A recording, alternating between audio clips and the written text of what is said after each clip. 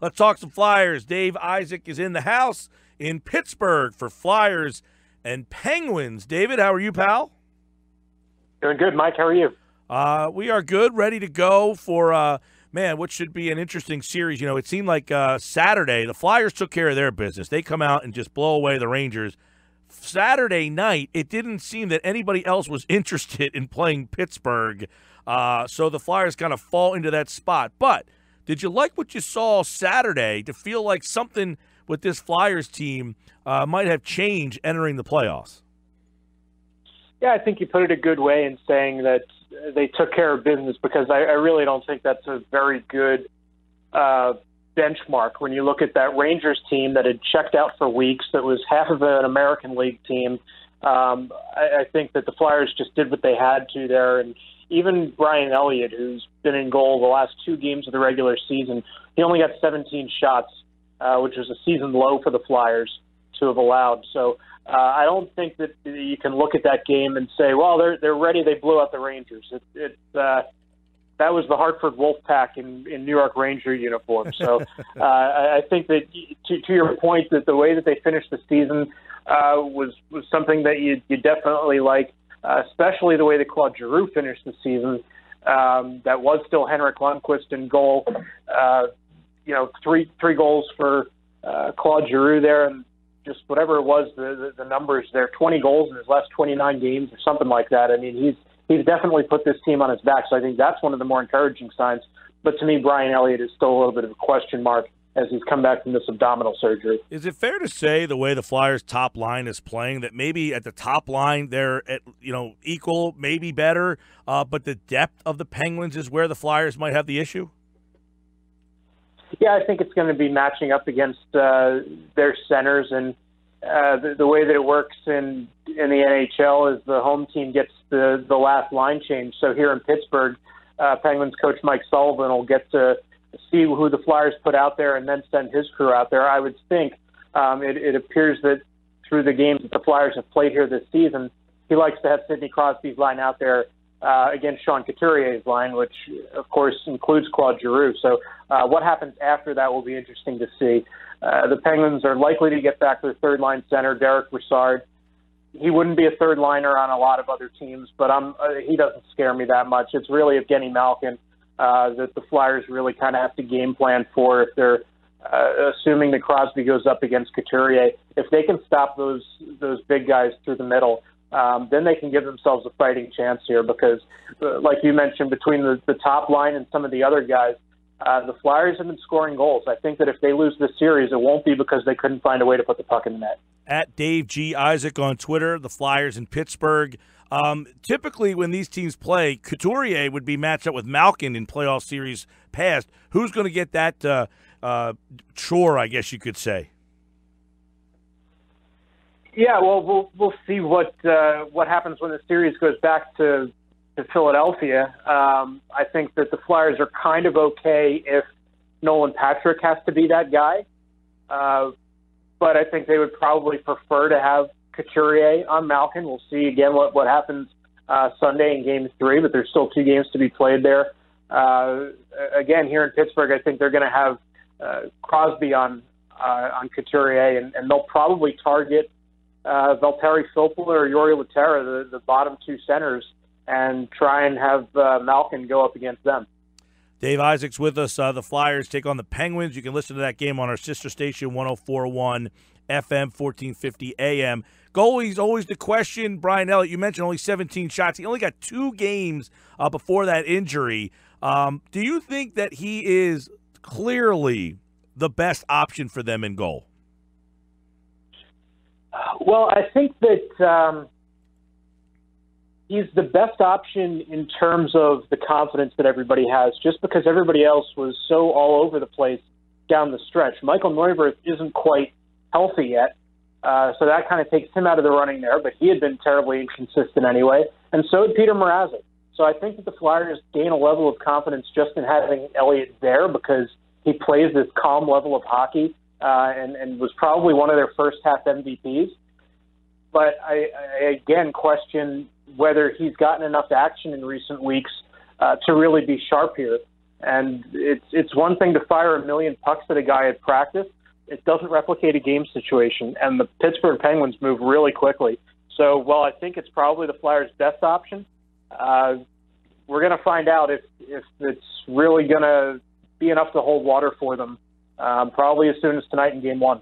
What about Murray for Pittsburgh? Now, he's won 2 Stanley Cups, so obviously his playoff resume is solid. But I think if you talk to a lot of the Pittsburgh people out there, he probably might be a question mark for them. At least entering this a little series. bit. Yeah. Yeah, for sure. I think that people are kind of spoiled out here in Pittsburgh, having won the Stanley Cup 2 years in a row. The expectations are so high that I think that the fan base here is kind of doubting this team that has shown in the past that they can flip a switch and turn it on. Last year they were pretty good, this season they finished the season pretty good in terms of what they finished the regular season with. But last season they were 4-4-2 to finish the regular season, and obviously came into the playoffs and ran the table. Mike Sullivan hasn't lost a playoff series since he was hired as Pittsburgh's head coach. So I'm really hesitant to look at anything that the Penguins have done and say, yeah, that'll continue into the playoffs, because they've had very little turnover on this roster from last year, and a lot of experienced guys that have won 1, if not 2, Stanley Cups. Yeah, they finished the season tied for the third most goals scored, but they allowed 248 goals. It's the most allowed by any team in the playoffs. So, as you mentioned, the Flyers should be able to put the puck in the net, but stopping this Pittsburgh team could be a chore. How do you like the defense matched up with what they've got with this Penguins team? Because we know the Flyers have a lot of young defenders. Yeah, they do, and I don't think that Pittsburgh's defense really scares me that much either. They obviously have Chris Letang, and Brian Dumoulin's been on that top pair for him, and Letang's a guy that's obviously seen a lot of experience, both in terms of the NHL and against the Flyers.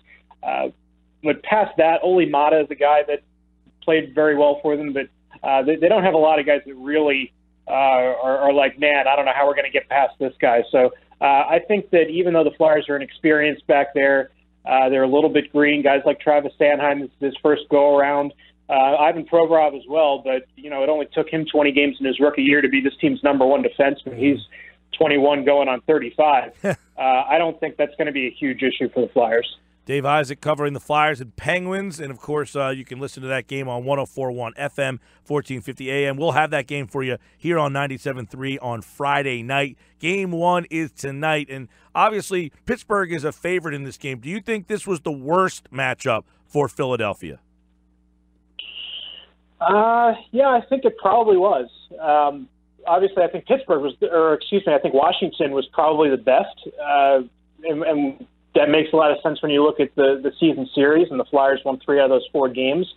But I think that also when you look at the 4 games between the Flyers and Penguins this season, the Flyers haven't always played their best, but it hasn't been a very good matchup either. So if somehow the Flyers can get past the Pittsburgh Penguins in the first round here, I think they could go really far. But I also think that's quite a stretch. Yeah, you got everybody keeps bringing up, Dave, that Pittsburgh scored 5 goals every game they played, and you wonder, all right, are they just better than them? I mean, are they just flat out a better team than Philadelphia is, and that it's a bad matchup? Yeah, and again, it's kind of recency bias. You look at the team that won the Stanley Cup each of the last 2 years, that brings with it a lot of confidence. You don't completely take away the last 82 games and what the regular season was, but this team has been so experienced in the playoffs that, like I mentioned, they kind of know when to turn it on. So this is when their season really begins, and the Flyers haven't won a playoff series in 6 years, and it was against this team. And I think the Flyers only have 4 or 5 guys left from that team, and the Penguins only have 3. So it's been quite a while. There's been a ton of turnover. See how that second line handles this series, too. Lindblom, Patrick, very young on that second line. Voracek on the right wing there. So we'll see if one of these young guys can step up, because it seemingly will be something under the radar that will cause them to upset Pittsburgh. Yeah, probably. But I think that they're biggest help would be if they don't go to the penalty box, which, referees are kind of known to swallow the whistles a little bit more in the playoffs, but you look at it from the other side and say this is a big rivalry. There's more opportunity for them to, get a little bit chippy and maybe a couple trips to the penalty box. I mean, the Penguins just killed the Flyers on the power play this season, so I think that's going to be one of the biggest factors.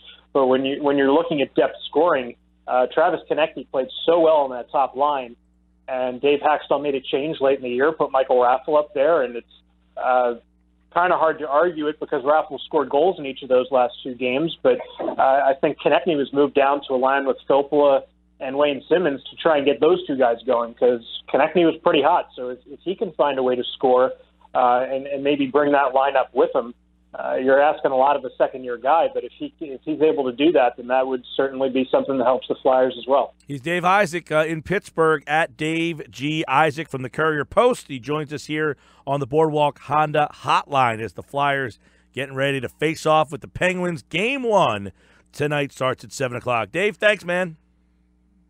All right, thanks for having me, Mike.